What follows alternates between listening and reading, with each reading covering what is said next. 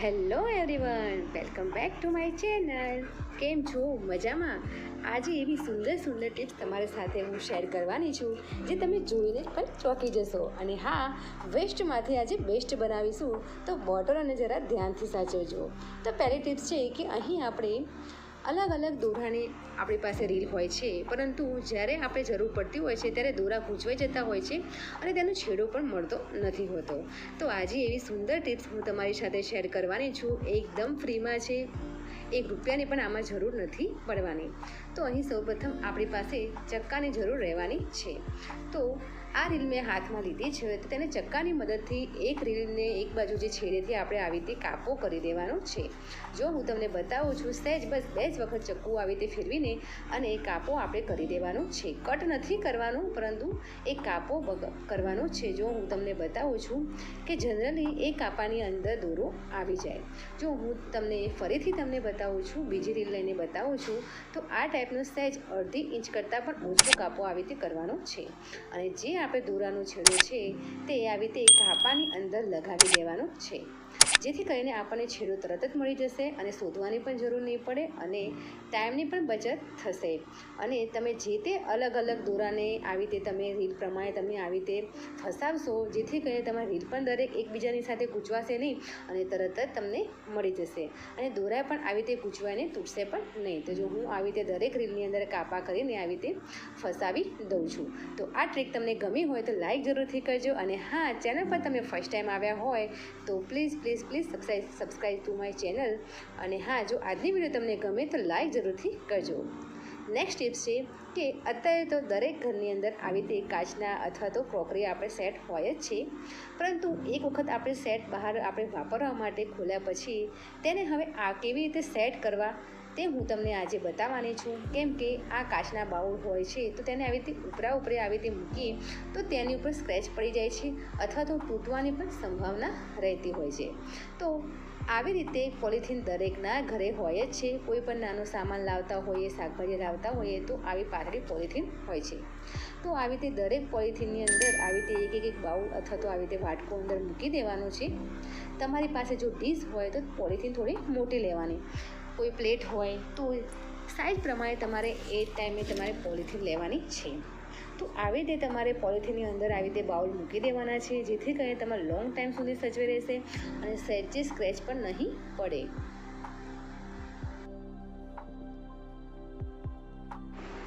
આગળની ટિપ્સ જોઈશું કે આવી રીતે આપણે કોલ્ડ્રિંકની બોટલો આપણા ઘરે હોતી જ હોય છે.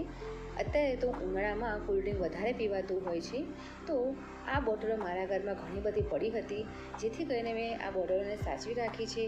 હવે આ બોટલની ઉપર જે સ્ટીકર છે તે આપણે કાઢી દઈશું અને 2 DIY બનાવીશું. એટલા મસ્ત ઓર્ગેનાઇઝર બંને બનશે કે તમે જોઈને ચોંકી જશો અને તમે જરૂરથી બનાવજો. અને હા, જે લોકો હોસ્ટેલમાં રહેતા હોય અથવા તો કોઈ રૂમ રાખીને રહેતા હોય, અલગ મકાન રાખીને રહેતા હોય, તેના માટે આ DIY ખૂબ જ સરસ છે.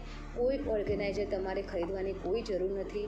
આ DIY તમે જોશો તો તમે જરૂર બનાવશો અને તમને ખૂબ જ ઉપયોગી થશે, તેની હું તમને ખાતરી આપું છું. તો અહીં આપણે આ બોટલો ઉપરનું આપણે સ્ટીકર કાઢી લઈશું.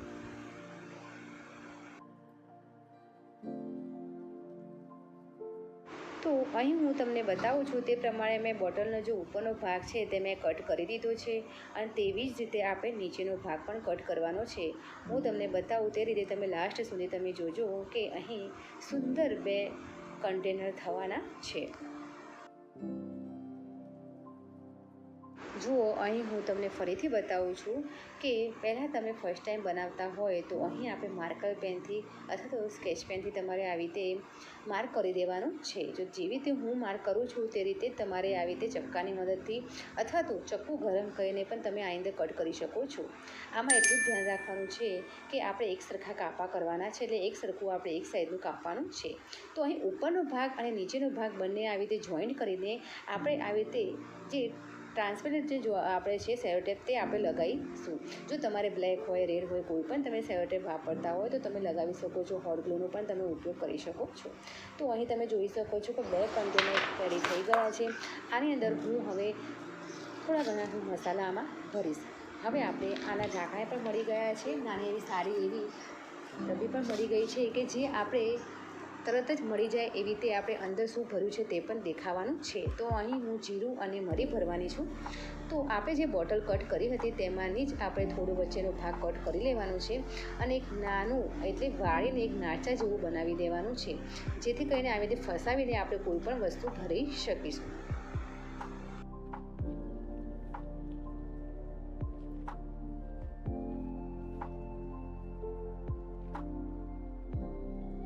બજારમાં કન્ટેનરનો ખોટો ખર્ચો કરવાની કોઈ જરૂર નથી. અને હા, આ ટિપ્સ તમને ગમી હોય તો પ્લીઝ લાઇક અને કમેન્ટ જરૂરથી કરજો. નેક્સ્ટ ટિપ્સ છે કે અહીં આપણે બીજી બોટલ પણ આપણી પાસે છે. તો અહીં બોટલને હું માર્ક કરું છું તે રીતે તમારે ધ્યાનથી જોવાનું છે કે બોટલને આવી રીતે રાઉન્ડ શેપમાં જ પણ કટ કરવાની છે, પરંતુ તેને આપણે કોક સાથે આપણે જોઈન્ટ કરવા માટે તેને ઊભો છેડો આપણે આવી રીતે માર્કરથી નિશાની કરી છે. જો હું તમને કાપું છું, હું તમને કાપીને બતાવું તે રીતે તમારે કરવાનું છે. તો અહીં મારું જે ચક્કુ છે એ થોડું ધારવાળું છે, જેથી કરીને ફટાફટ કપાઈ જાય છે. જો તમારે ફટાફટ કપાતું ન હોય તો સહેજ તમારે કટ કરીને કાતરની મદદથી પણ કપાઈ જશે, અથવા તો ચક્કુ ગરમ કરીને પણ તમે કાપી શકો છો. તો આ વસ્તુ કરવાથી થોડું તમારે ધ્યાનથી તમારે કરવાનું છે, જેથી તમને લાગી ન જાય. જો હું તમને બતાવું છું કે એક કન્ટેનર જેવું થઈ ગયું છે, આવી રીતે હું બંને શેપ આવી રીતે દોરીને કટ કરી દઈશ. તો અહીં તમે જોઈ શકો છો કે મેં કટ કરી દીધા છે, અને જેટલી તમારે બોટલ હોય તેટલી તમે આ રીતે તમે આ શેપમાં તમે કટ કરી શકો છો. તો અહીં મેં એક એંગલ લીધું છે, આપણે કપડાં ભરાવાનું લઈએ છીએ એંગલ, તે મેં લીધું છે. અને આવી રીતે જે મેં બોટલ કટ કરી છે તેને હવે આપણે સ્ટેપલરથી આપણે આવી રીતે જોઈન્ટ કરી દઈશું. જો તમારી પાસે સ્ટેપલર ન હોય તો તેની વચ્ચે કાણું પાડીને તમે દોરીની મદદથી અથવા તો સેન્ટિંગના તારની મદદથી પણ તમે આવી રીતે બાંધી શકો છો.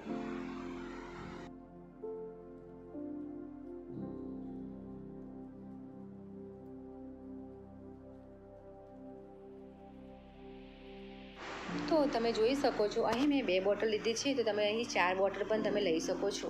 હવે કિચનની અંદર અથવા તો બાળકોની સ્ટડીના રૂમમાં પણ તમે આવી રીતે આ એંગલ ભરાવી શકો છો, જેથી કરીને મેં એકમાં જે છે પેન્સિલ પેન એમાં એડ કરી છે, અને બીજામાં મેં ચમચી ચક્કા એવું બધું અંદર નાખ્યું છે. તો તમે આમાં કોઈ પણ તમારા જરૂરિયાત મુજબ તમે આમાં એડ કરી શકો છો. તમે કટલરની વસ્તુ પણ તમે નાખી શકો છો, પેન પેન્સિલ છે, સ્કેચ પેન છે, તમે આમાં નાખી શકો છો.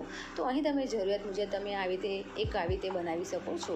તો આ જરૂરથી તમે બનાવજો. અને હા, તમને આ ટ્રીક તમને ગમી હોય તો પ્લીઝ લાઈક જરૂરથી કરજો.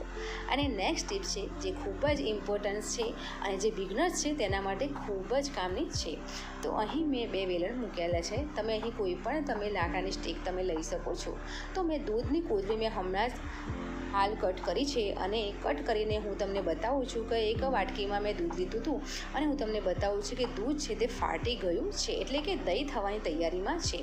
જો તમને આવી રીતે જે તમને પોઈન્ટ એટલે કે તમે બુંદી જેવું દેખાય, એટલે કે આવી રીતે તમને ટપકા જેવું દૂધ દેખાય, આવી રીતે નાખો તો તમારે ખ્યાલ આવી જાય કે આ દૂધ ફાટી ગયું છે, એટલે કે તેને દહીં કરવા મૂકી દેવાનું છે. અત્યારે ગરમીનો ટાઈમ એવો છે કે દૂધમાં આપણે દૂધ ફ્રીજમાં મૂકીએ છીએ તેમ છતાંય પણ દૂધ ફાટી જતું હોય છે. તો આ દૂધની કોથળી મેં હમણાં જ કટ કરી છે, તો એને તમને સીલ મેં હમણાં જ મેં તોડ્યું છે, જેથી કરીને તે અત્યારે હાલ મેં ચેક કર્યું તો મને ખ્યાલ આવી ગયો કે આ દૂધ ફાટી ગયું છે. અને એક બીજી પણ હું તમને ટિપ્સ બતાવું કે અહીં આપણે દૂધ બહારથી મંગાવતા હોય છે અથવા તો પેકેટનું દૂધ લાવતા હોય છે, આપણને એવું જ લાગતું હોય છે કે આ દૂધ ખરેખર સારું છે, પરંતુ જો તેને આપણે ચેક કરવું હોય તો એ દૂધ મેં આવી રીતે બીજા વેલણ ઉપર નાખ્યું છે. તો તમે જોઈ શકો છો દૂધની અંદર જો પાણીનો થોડો ઘણો પણ 10% પણ ભાગ હશે તો વેલણની ઉપર છે તે દૂધ નહીં રહે, એટલું ઓનલી ફોર પાણી જ દેખાશે. અને તમે વાટકીમાં હું તમને બતાવું છું તો દૂધ જ દેખાતું હોય છે. જો તમારે પ્યોર દૂધ હશે તો વેલણની ઉપર સહેજ પણ તમારા દૂધનું ટપકું દેખાશે. તો અહીં હું તમને એક બાજુ પણ બતાવું છું કે જે મેં દૂધ અંદર નાખ્યું છે તેનો પણ દૂધનો જો આ કોથળીનું દૂધ હું નાખું છું તો તેની ઉપર થોડો દૂધનો ભાગ રહ્યો છે. હું તમને બતાવું છું આવી રીતે ટપકું દેખાય છે. તો આ પ્યોર દૂધ છે. અને બીજું આપણે દૂધ બહારથી મંગાવતા હોય છે ત્યાં આપણને છેતરતા હોય છે, તો આવી રીતે દૂધની ચકાસણી કરવી હોય તો તમે આ રીતે કરી શકો છો. બિગનર્સના માટે ખૂબ જ ઉપયોગી છે. અને હા, દૂધની ચકાસણી માટે આ પણ ખૂબ જ ઇમ્પોર્ટન્સ છે. તો તમે જરૂર જરૂરથી આનો ટ્રાય કરજો. હવે નેક્સ્ટ ટિપ્સ છે કે અહીં ઉનાળાની ગરમીમાં તમારે મીઠો લીમડો તમારી જરૂરિયાત હોય જ છે. અમુક એવી વાનગી હોય છે તે મીઠાની ખૂબ જ જરૂરિયાત હોય છે. તો મીઠાને તાજો આપણે રાખવા માટે અહીં મેં એક પ્લેટ લીધી છે, એટલે કે આપણે જે આઈસ આપણે જમાવવા માટે આપણે મૂકીએ છીએ તે મેં આઈસ પ્લેટ લીધી છે અને તેની અંદર આવી રીતે બે પાંદડા મેં આવી રીતે એના ખાનામાં એડ કરી દીધા છે. હવે લીમડાને આપણે તાજો રાખવા માટે આ ખૂબ જ ટ્રીક અને ખૂબ જ સારી ઇમ્પોર્ટન્ટ ટીપ છે અને હા, તેની સુગંધ પણ તેવી જ જળવાઈ રહે છે. હવે બધા ખાના મેં આવી રીતે પાંદડાથી ભરી દીધા છે અને હવે તેની અંદર મેં આવી રીતે દરેક ખાના ભરાઈ જાય તે રીતે મેં પાણી એડ કર્યું છે. તો હવે તેનું આપણે બરફ જમાવવા મૂકવાનો છે. જ્યારે આપણે લીમડાની જરૂર પડે ત્યારે આમાંથી એક બરફનો ટુકડો તમારે વાપરી દેવાનો છે અને તેમાંથી બરફ ઓગળી જાય એટલે તમારે મીઠો લીમડો તમને મળી જવાનો જ છે. અને તેની સુગંધ પણ જળવાઈ રહેશે અને તમને તરોતાજા મળી જશે. તો ફ્રેન્ડ્સ, આજની ટિપ્સ તમને કેવી લાગી તે મને કમેન્ટ કરીને જરૂરથી કહેજો અને આમાંથી તમને ટિપ્સ કઈ ગમી તે પણ મને જરૂરથી કમેન્ટ કરજો. તમારી એક લાઈક અને એક કમેન્ટ મને મોટિવેશન આપે છે, નવી વિડીયો માટે મને એક ઉત્સાહ જાગે છે.